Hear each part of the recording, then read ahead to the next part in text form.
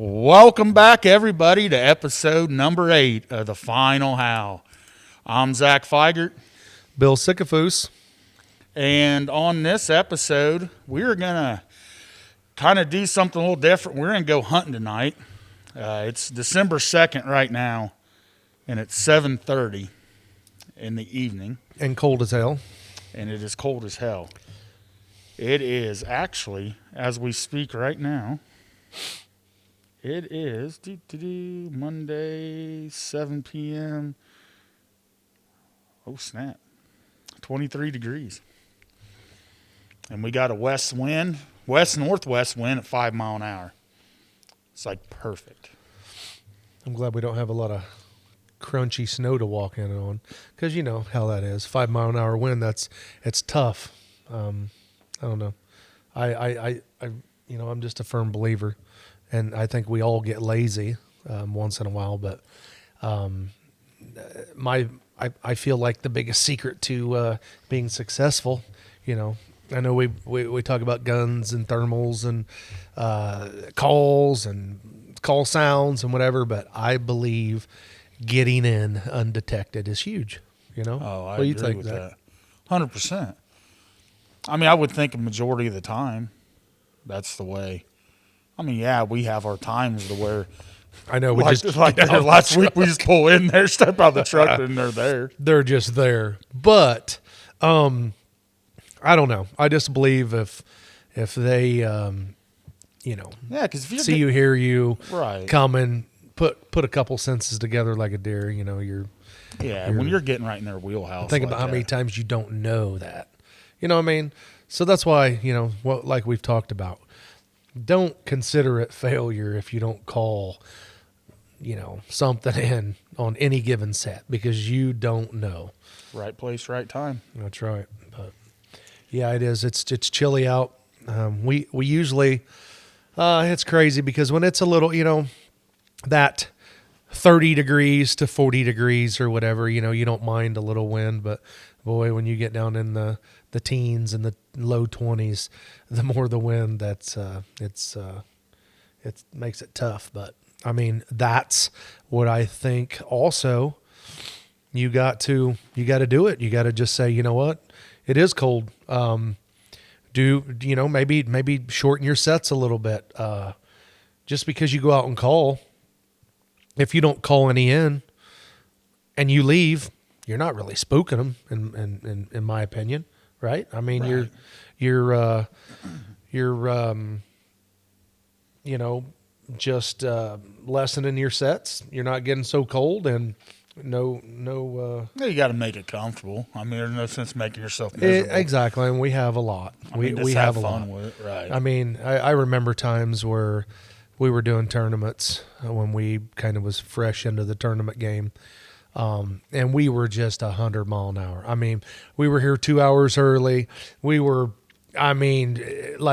preparing like we were going to Canada for a week-long trip. We had to be out right when it got dark, and now it's just from experience, it's so much more laxed. It is. And I like it that way, just like tonight. We're in no big hurry. We were sitting here talking, he's got the wood stove on, which is, the type of heat that makes you want to stay in here, have a beer or 10 and talk about it. But we have to get out and do what we love to do and get more experience at what we're doing. And that's what we try to do every time, is learn. Well, it's been cold now. It's been, getting close to single-digit nights. Since like last 20s, since last Wednesday. Week, right? Last Wednesday, Tuesday, yeah. Because that's why I'm thinking, I don't know, I'm thinking about maybe starting off with some distress tonight. Yep. Not really getting too. I mean, I know there's a lot of dead deer out there, but think about it. Would you rather eat a solid fresh rabbit?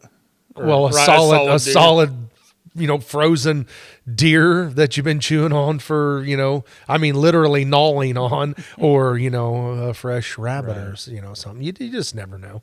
But, I think what, going out tonight for a little bit and then coming back and while it's fresh on our mind and letting you all know how it went, good, bad, or indifferent. Just being real. Like I said, that's what we like to do, is be real. If there's something that's funny that's happened, we're going to tell you about it. If there's something that's embarrassing, we're going to tell you. It doesn't matter. That's what it's all about. Right? Yeah, and that's what, like, trying to give the thoughts, I'm thinking, going into this tonight, west 5-mile-an-hour wind, 21 degrees. I think start off with just some light rabbit distress, then maybe play that for 8-10 minutes. Then maybe try we are the first part of December, so I don't know, maybe might do some pair howls. Yep. And then start off pair female. I got that pair female howl. I might try it. Just kind of light, and maybe finish it up with some aggression after 12 total minutes. Be on the stand for 15. And I believe volume's a big thing too, with it being light wind and cold. I mean, I think the sound travels way better. Different. Right. So you kind of just, because everything's hard, everything's solid, it's bouncing off of everything. So that's another thing, which we'll get into. Start off maybe down at like starting 10 off or 12. Starting off light and then working your way up, because, I do believe you can blow them out on a call. But then again, I'll tell you, and Zach can attest to this, we live by that rule for the most part. But there's times that, just for shits and giggles, we're like, you know what, just crank it. And then we have cranked it, and then, oh my gosh. So I don't know. I think every single time you play a call, wherever you're at, whether there's woodlots, flat open fields, whatever, that sound travels different. Our ears are different. I mean, that's one thing. I know for sure. Our hearing is way different than theirs. So, you know what? We might try that tonight. Yeah. We get a little time on a set somewhere. I might have you drop me off somewhere at the buggy and freaking drive out there freaking half mile and maybe toy around with it for a little bit tonight. I'll play the sounds, and then you can maybe, howl or bark back at me, and I'll see how you sound from that distance. No. Okay. Yeah. I don't know. So. Yeah. Cause we have, the moon's, it's a new moon, but it went away at 6:06 PM. So we're going to be completely in the dark. So we don't have to worry about being spotted. There's some nothing. Wile E. Coyotes out there that are hungry. Yeah. I'll bet you. I would say we're going to, there was some tournaments tonight, but, this time of year, for whatever reason, and during the week, guys, there's only 1 or 2 teams in it. I mean, don't get me wrong. It doesn't, we don't have to spend money to go out and enjoy what we love to do, but we'll be getting. We got a late start. We'll be getting into the tournaments, though. Yeah, because I had to re-sight my gun in because I took my thermal off, put a regular scope on, so that way my wife could use it. Oh, so it was suppressed. Right, so she was suppressed. She probably liked that too. Yeah. Right? Yeah.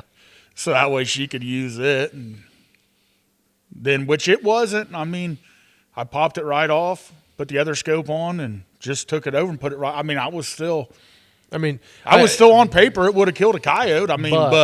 But you checked it. Right. You didn't. You just didn't take your own word for it. And that's the way we are with everything. It's ethical, man. I don't care.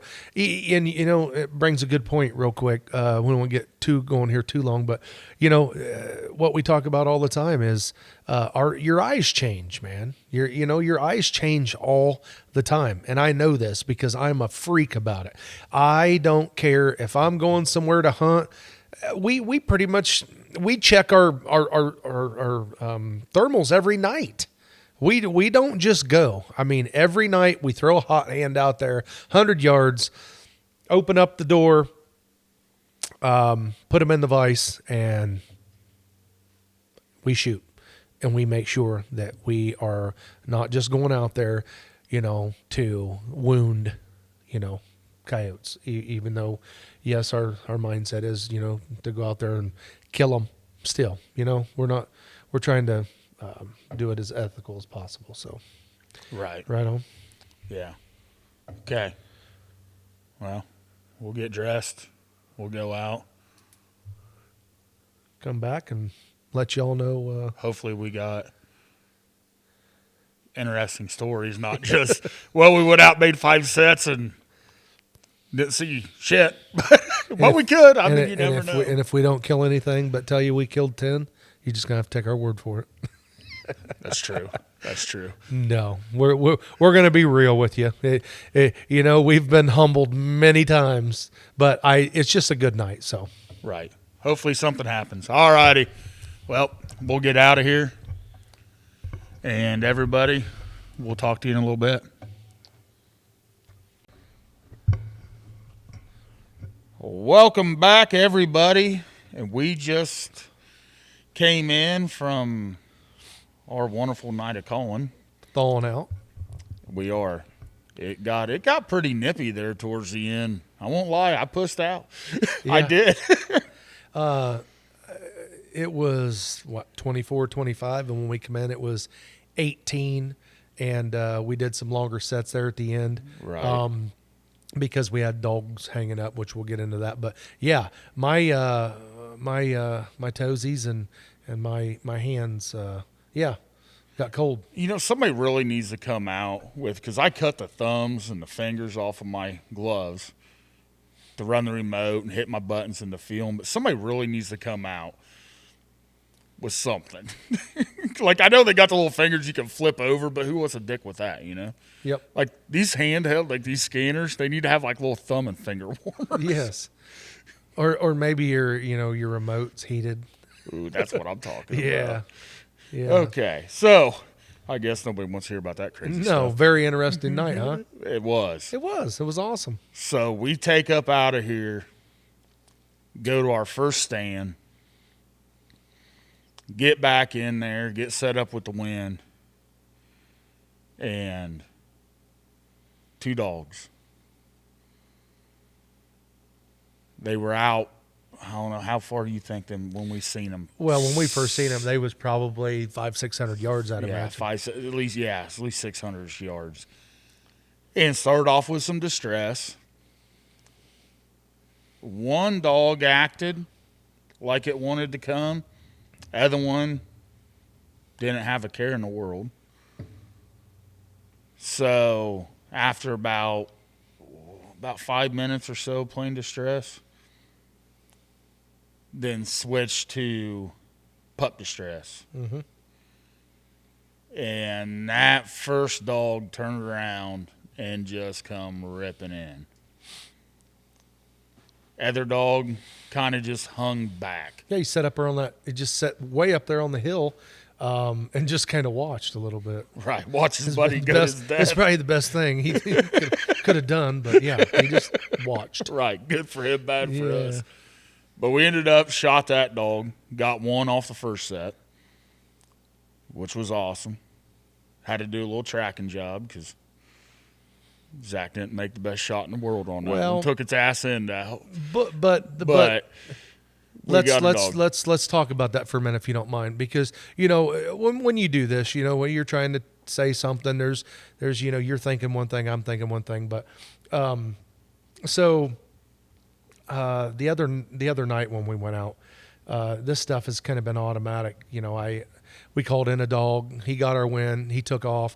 I made a pretty good running shot, hit him actually really good, and I think we talked about this last episode, but he was doing the death spin, and I mean, hindsight 2020, when we got up to him, I mean, that shot, definitely, I center punched him. These dogs are strong. I don't even know how the hell they do what they do, but I mean, literally at 150 yards, took a 6.5 to the boiler and was still death spinning. And just because we've learned this over mainly tournament hunting, Zach's right. I mean, follows me right up with a great shot too, and puts him flat. But it was instinct, because that's one thing that we pride ourselves on. Well, tonight, just because of distraction, same thing. He clobbers this dog. It starts doing death spin. And then he shifts his focus back onto the second dog, and I'm watching the dog. And like I said, he just hit him, back in the hip area. But anyway, this dog's taken off, and it got away from us, but it was in an area where we were able to track blood. A lot of times you make that mistake, and they go into CRP or in the woods, or you're not gonna find them. And really, when you're tournament hunting, you don't have hours to be trying to find one dog. But this one happened to drop down into a big ditch that was dry, and sand bottom, and just drug himself and finally ran out of gas. It was a fatal hit, but and really, if you want to know, the way a crow flies, it was probably from where he shot him, not even 100 yards. But still. So what I'm saying is, I stayed on his dog and just watched it spin, because I thought for sure, and then it literally just falls down, doesn't even move. And then, seemed like a minute, but probably 20, 30 seconds, this thing jumps up and just dragging its back end, and literally is just gone. Like, before we could, even think about it. I think Zach might have popped a couple shots at him or whatever, but at this point he was 250, 300 running diagonally away from us. So what I was getting at is, I wanted to just share that, because we always tell each other, and I think it's a good idea for anybody else, if you're hunting together and you don't want to lose these dogs for whatever reason. Maybe it's because you are hunting a tournament, or you just want to have them pictures. You know what I mean? That trophy. And plus, it's also important on that exact follow-up stand we were on, the way we were placed, and where that dog was when I shot it. You were just a tick behind me too, so yes. Swinging over, that's always something to stay conscious of too. Yep. For not only your ear's sake, but just your partner's sake. You're swinging around. Next thing you know, heat of the moment, right man. You in can them. pull a Right. trigger and not mean to, and you have to really. Yes, good point, Zach. But also the point I was trying to put across: if you have any doubt, put another bullet in it. Put the lead out, right? Just give it to him. But anyway, so right, we make that stand. Yeah, but we salvaged the dog out of it. Good deal. So good way to start. Then you were saying we went to the next set. Head to the next set. Get set up on it. Had a good crosswind. Everything you want. Start calling. Started with the stress again. And this one was about 10 to 12 minutes in.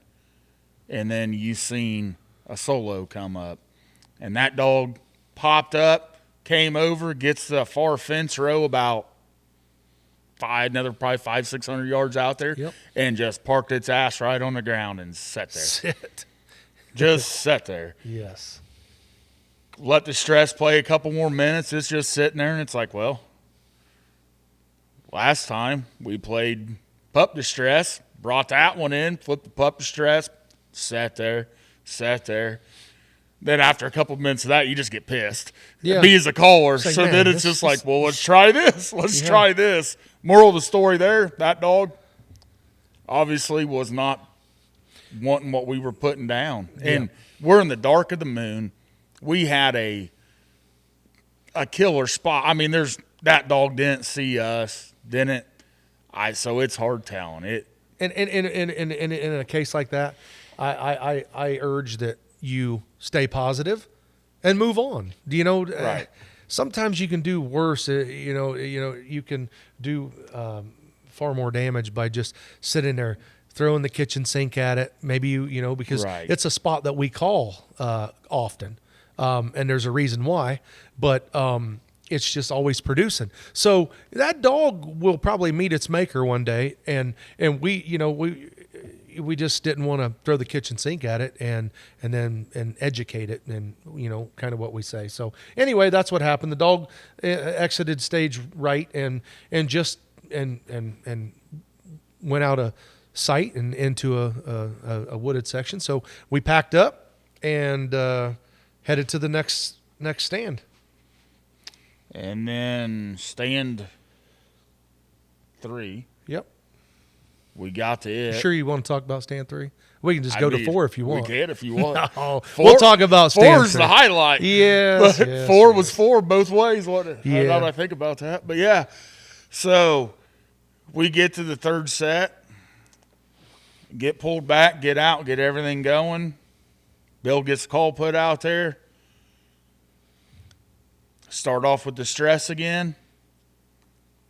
And about 2.5, 3 minutes into it, to my hard left, I see a dog just kind of mousing its way our way, but it's probably 800 yards out there. Yeah. And then you see one coming. Yeah, I just happened to. I guess I'll take over since this is. So I see one to the right. I mean, he's barreling in. Like it just caught us off guard because we were so focused on that other dog, and so boom, we both shift. We kind of got our own system, but the dog was. I'm a lefty, so I swing right. That's why I always set up on the right. And this dog was just coming from our right. He was just right there in line with me. Chip shot, 75 yards. He gets in there.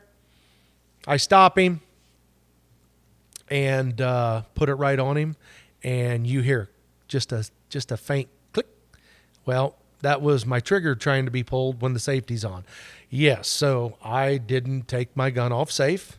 And then when... I tried to pull the trigger and I'm like, fuck. Well, Zach knew what had happened and the dog still stood there, and I flipped the safety off and rushed the shot. Okay. And, we go back and we look at the videos and stuff. And I mean, I don't know I had to have skinned him. Like the shit flew right beside him. Anyway, it was a dead head-on shot, so there's no room for error. We've all been there. You only got 6-8 inches across the chest. Anyway, I barely missed him to the right, and he just turned straight around and running ass away.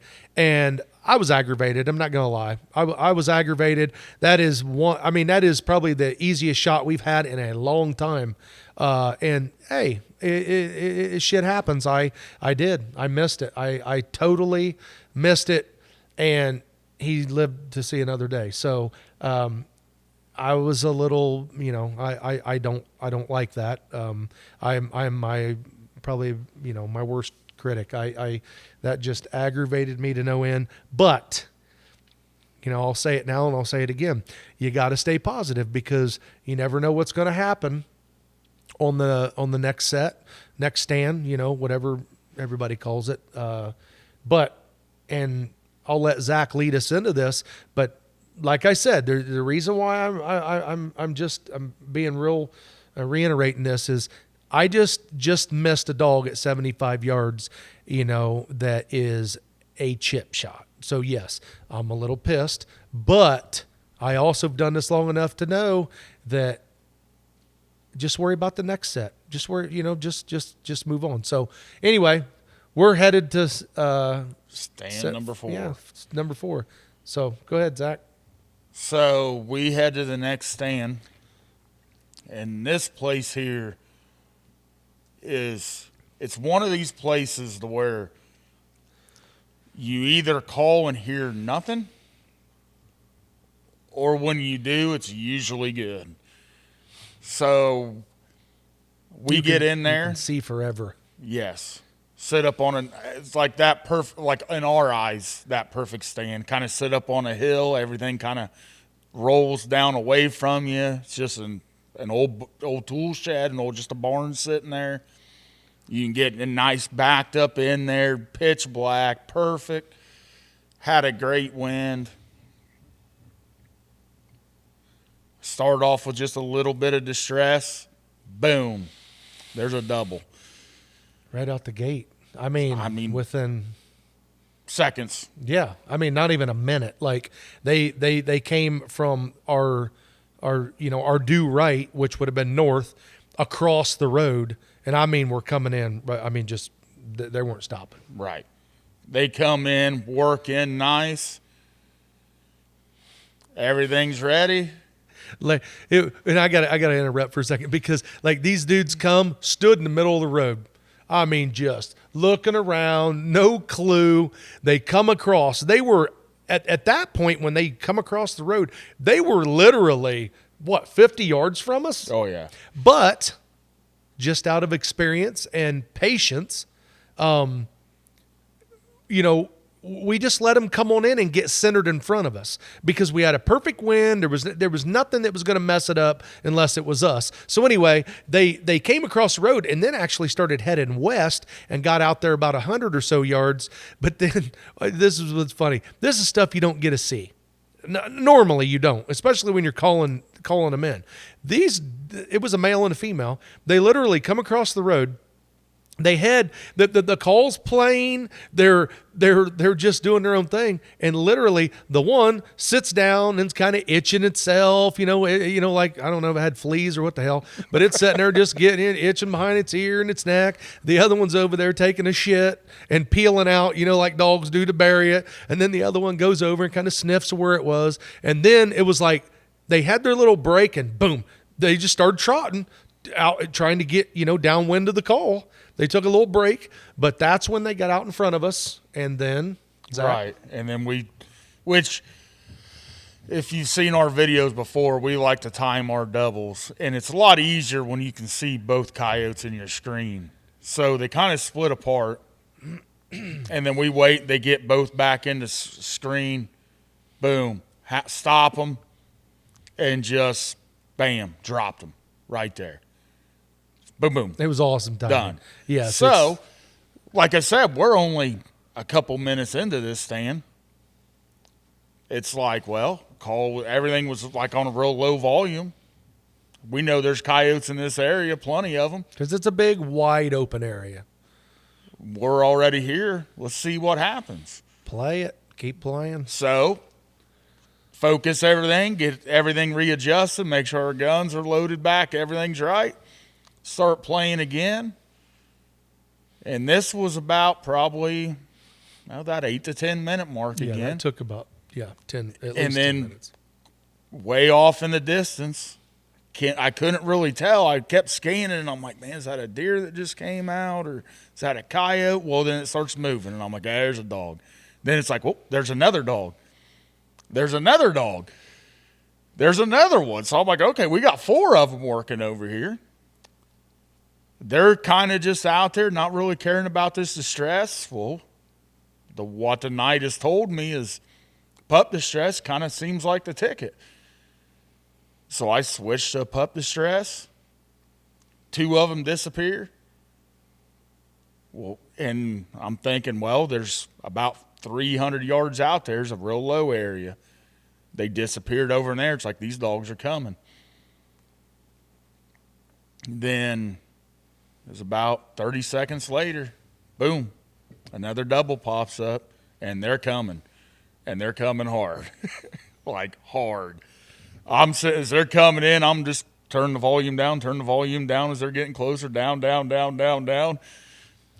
Bill looks over, he says, I got to stop them. I thought that lead dog, which was in this case was a female. Right. She was leading the male on this one.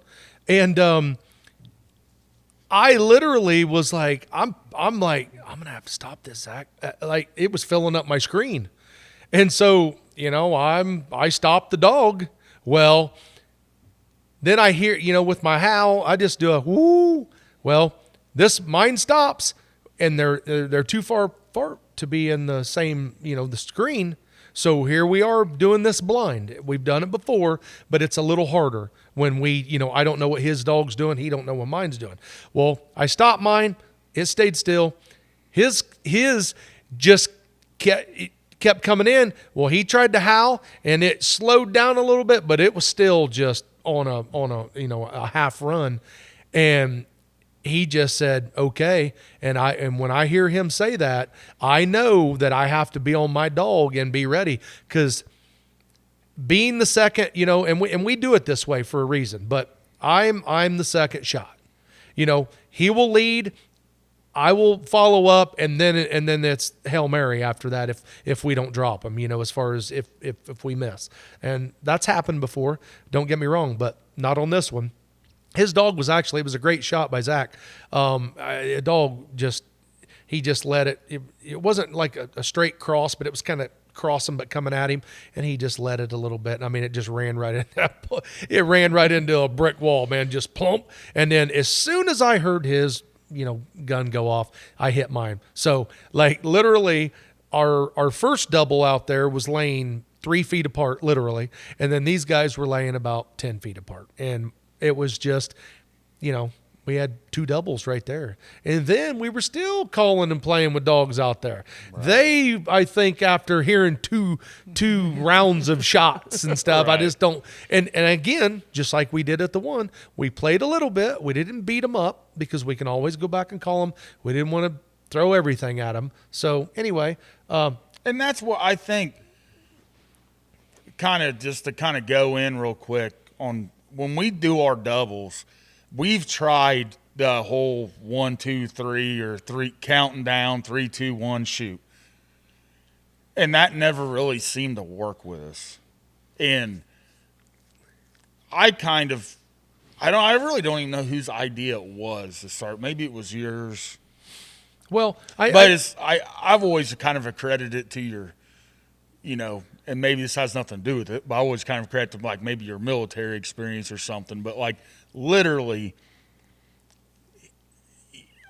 I almost hear your gun go off before I hear mine go. It's like you hear the click of my trigger because it's just bam right now. It's so much, it takes the confusion out of trying to count. And if one starts moving, the other one's not moving. The other guys, you're worried about listening to the count. And for us, it seems a lot easier just to. I just like a little hint to know that it's about to happen. And then it's almost like everything just shuts off, the call and everything. And all I'm waiting for is to hear your gun. And I'll tell you what, I mean, I'm not bragging by any means, but it's only been a couple times that we have we haven't successfully. I'm talking just once we've got her down. Just drop the. And people can say what they want because I'll tell you what. Anybody that needs to see, I don't know. I'll send you how many videos you want of these doubles, and I'm telling you what, we've got that down pat. It is just me listening for his gun, and as soon as his gun, I hear it even just. It's just anticipation. And when I hear his gun, in these videos, man, it almost sounds like one shot. But it's just we've got it, and that's just. But we didn't do it overnight. This has taken years to know each other to where we know what's going to go on. And it's minimal talking. And I guess I was just, talking about, what we're talking about with keeping, just not letting, little things bother you, just like Zach, we were talking about this. He said, man, because he knows me all too well and how competitive I am, but he was just like, it was awesome to me out of that whole thing that, after you miss that dog, we go over there and you didn't let it bother you. I mean, we took 2 doubles down. I mean, back to back, well-timed doubles. And like I said, I knew it was my fault. I'm not going to blame it on the gun. I mean, like everybody else does, when people are out here getting slaughtered, it's the gun's fault. It's the gun. No, listen, the gun shoots true. I rushed and made a mistake. All stemmed from I left, my safety. So you tried to pull the trigger. Oh shit! Oh, I got to kill this dog. And soon as I rushed the shot, and you can see it. I didn't settle on the target. But like I said, I go the next, and I didn't let it. I didn't let it bother me. I'm not going to let my partner down. We're trying to kill dogs here, and so no, that worked out really good. I think some of that credit is right before we left. We shot our guns. Exactly. So you knew, okay, did I hit my gun on them 2 stands prior? No. Something may have happened, but it's also that confidence factors. You just knew when you missed. If odds are, if you wouldn't have shot your gun before you gone out, you probably would have been like, you're questioning that. Yeah, guns off, something. But no, you knew. Hell, guns off. That was all me, 100% in your head. You're like, okay, that was me. I fucked up. It is what it is. And then we go to the next stand, and you 100% proved. You just got in your own head because you just laid out two of some of the best well-timed doubles we've had. Yep, and it was killer shot. Good stuff.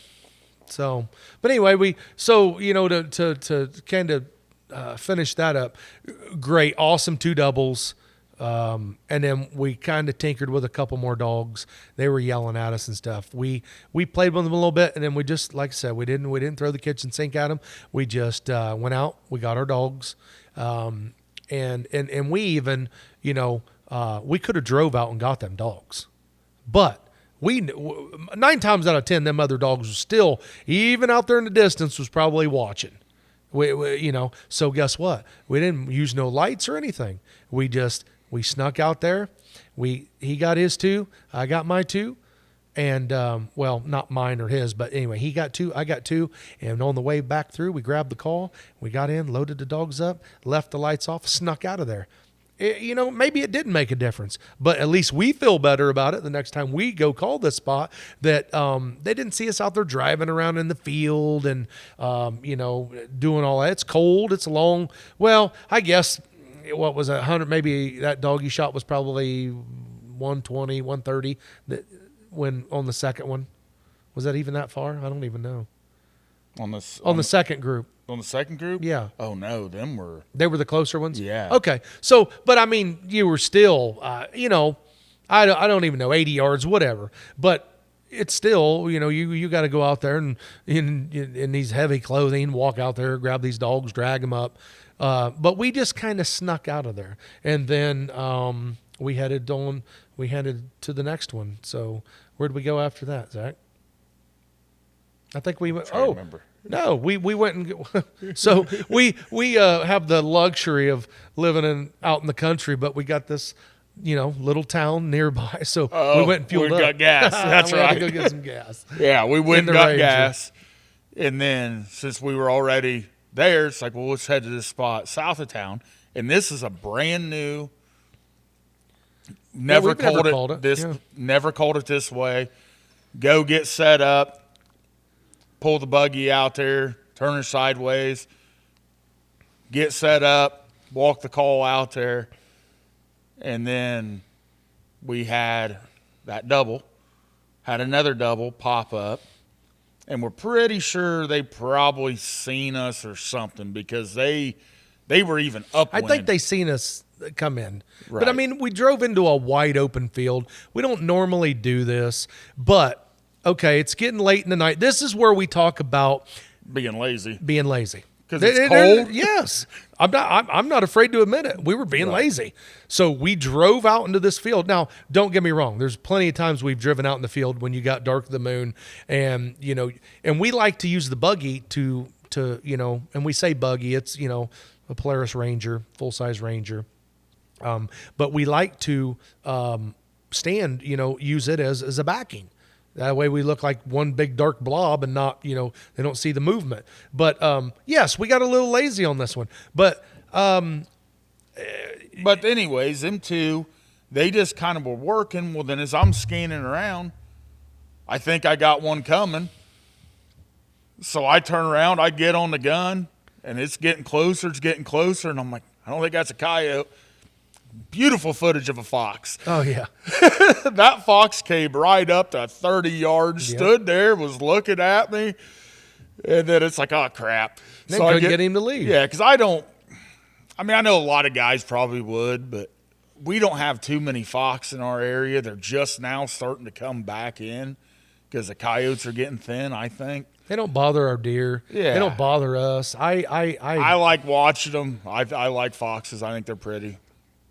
Now, if we're doing a tournament and foxes are included, might be a different story. But normally we don't mess with them. We don't so then swing back around, and they were working, and them dogs just really weren't they didn't show any interest. Rather, it was they didn't care. They might have somewhat seen. I mean, you never know, right? Like they work right out. Well, of the their reason, lives. let's back up a second. So when we pulled in there, we get out. The first thing we always do before we do anything is we scan the whole area, everywhere around of us. So it doesn't matter. And I noticed 2 dots way off, but they were back on the backside of a woods, right behind a house. Like you wouldn't even think that they were coyotes. You'd think, hell, maybe they're dogs or something. So anyway, they seen us come in. They see cars all the time, this and that, but I am fairly certain they seen us come in. They came closer to the call to kind of check it out, but just lost interest, man. And then they just cut straight north, went across the road, went into a little woods. Then they split up, which was odd. And one of them come out and then just kind of was, I don't know. I felt like it was trying to circle us at first, but then it just kind of hit a fence row and just went due north and was like, so like I said, you're not going to call them in all, Right. you're not going to call them all in. So, So instead of just chasing, yeah, again, we just right, got out of there quietly, and we'll call it another time. It's you just don't want to. I mean, there's tons of dogs. You don't want to sit there in one spot and just, educate the whole area. Just Right. if it doesn't work, it don't work, man. Bottom line. So we loaded up and headed. I think we did one more. yeah, one we more did after one that. more. And then again ran into a little bit of issues, and we just decided, hey, we're cold. These dogs are not responding near like they were for whatever reason. We're just going to call it a night. So, but we, you can go ahead, Zach, what we did on that set and Yeah, what your thoughts were, but That one right there just kind of was almost like that second one. Like we're sitting there playing distress, look over to my left, and I see a bunch of deer, and about 400 yards or so away is a big 50-acre CRP field. And I just see 4 or 5 deer just come piling out of that CRP field, which tells me it's kind of a sign 9 times out of 10. there's something in there. So I really start studying that area hard enough, I see a dog pop out.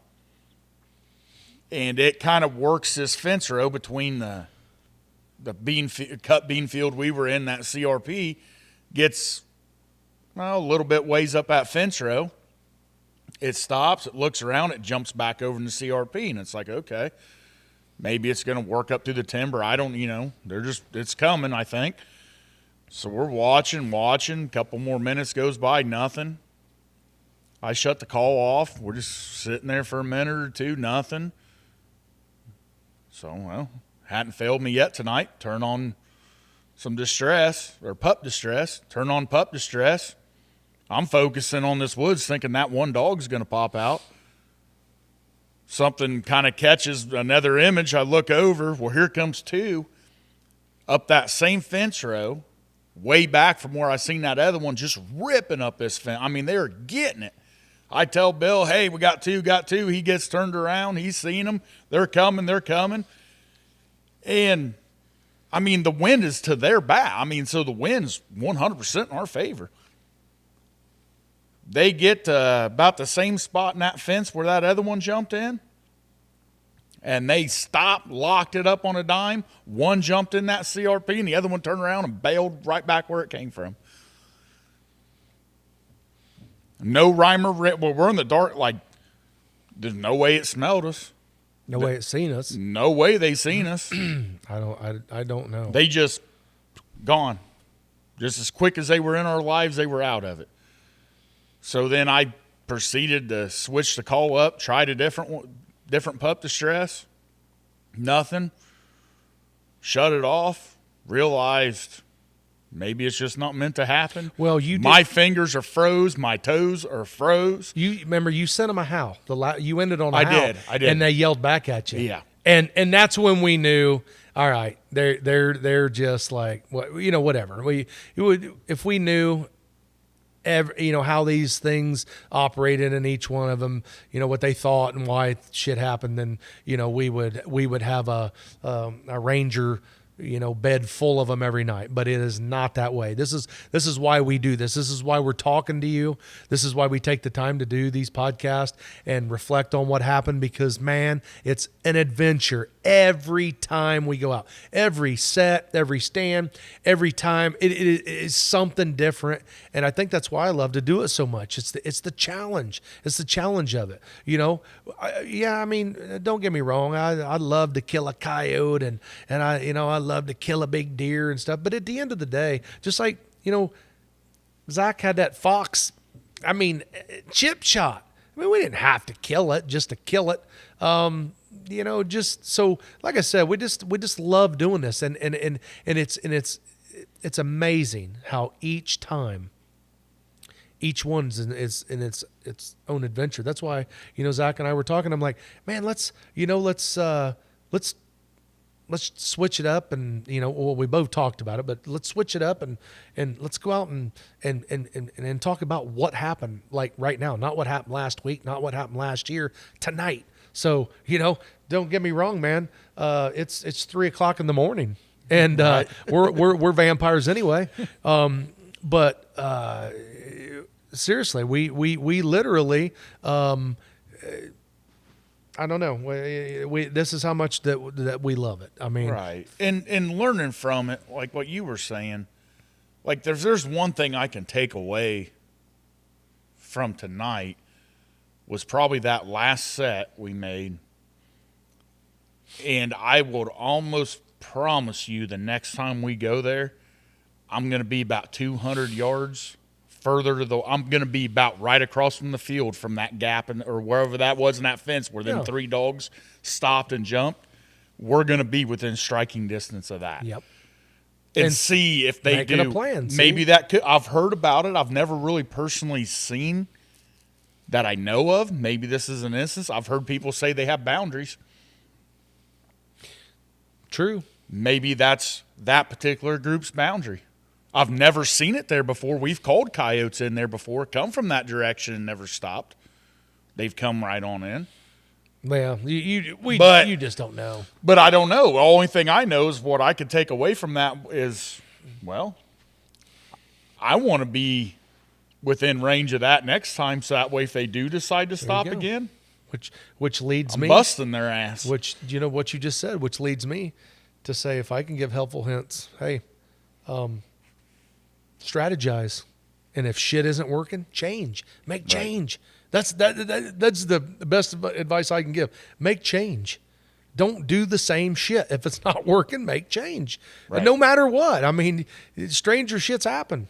Make change. What's that saying? The definition of stupidity is doing the same thing over again and expecting a different result. Yes. I mean, it's kind of that way. Like, change it up. It's not working. I mean, to me, that's one of the biggest things I think that helped me get better in killing coyotes is looking at a situation and being like, I learn more from my failures than I do my successes. Yeah, that's. I mean, like, okay, yes. what am I doing here? What do I need to do different next time? Okay, this is working. So do that, but if it's not, I can change it. Or figure out why it is you screwed up. But I think all in all, though, for making five stands? 5 or 6. But 5 or 6, however many it was. Seen a lot of dogs. Yeah. And capitalized on, I would say we literally, my miss was the only thing we didn't capitalize on. Right. Everything that was killable, we killed. And that's the thing. I mean, you got to look at it that way too. I mean, yeah, we've seen, let me see, 1, 2, 3, 4, 5, 6, 7, 8, 9, 10, 11, 12, 13, 14. We've seen 14 dogs, and well, I mean, we only killed 5 of them, 5. But only 6 of them were committed. Yeah, to what we could have done. that we could have killed. That's just bottom line. I mean, everything else was just not. It just wasn't working. I had that, I had that minor setback miss there. But I mean, And let me tell you something. You're gonna. If you do this long enough, you're going to miss. I know there's guys out there that are like, oh man, that coyote's 600 yards. You shoot that. Well, there's dudes out there that live for that and practice that. I'm kind of more the type I like to get them in my lab. Yep. I mean, I find more of that challenge than. And be honest with you, I'm probably not that good of a shot at 800 yards or 600 yards. Well, I might be if I practice all the time, but the thing is, I don't have anywhere around me to where I can practice consistently and feel confident in taking those kind of shots. To say I'm good at that, I'll take that shot. Yeah, but I like got getting a lot them of in close. houses and stuff around Right. too, man. You got to know, you got to really pay attention. I mean, we're good out, 350. I mean, and that's great. But like I said, yeah, we all love to make that really long Just shot. get them at another time. But I don't know. Like I said, I'm not trying to make excuses. I'm not trying to sit here and say, oh man, I don't think you should shoot that far. If you can and you got the area, do it. But I mean, I'll be honest with you, I learn a hell of a lot more from letting them come on in. Right. And I'm not saying to 25 yards, but I learn a lot from their language, letting them and their what they're doing. I think it's a lot cooler. Yeah. When you're seeing the definition of their hair and just their eyes. And they're coming just like them two. That second double that came in, buddy, they were hot to try. Well, like I said, I forgot because old girl was coming to fuck something up on that. Dude, literally, she was 10 feet from the call, and I didn't put the call out very far that time. And I'm telling you what, like, I could almost in my screen was her ass to her tip of her nose. Like, I mean, it was, of course what is mine? 3.5 magnification. So, yeah. So, I'm a little bit more magnified than most scopes, but wow. Like, I was like, I gotta stop this act. I gotta stop her. So, anyway, it was a great night no matter what. Every night's a great night if we're, while we're still able to get out and do this and do what we love to do. So I don't know. It's 3:30 in the morning, and we'll be doing this again. We've got some decent weather coming up. So, I just my advice is as always, just call until you can't call no more. There you go. Hey, thanks for listening. Everybody get out. Make sure you shoot straight.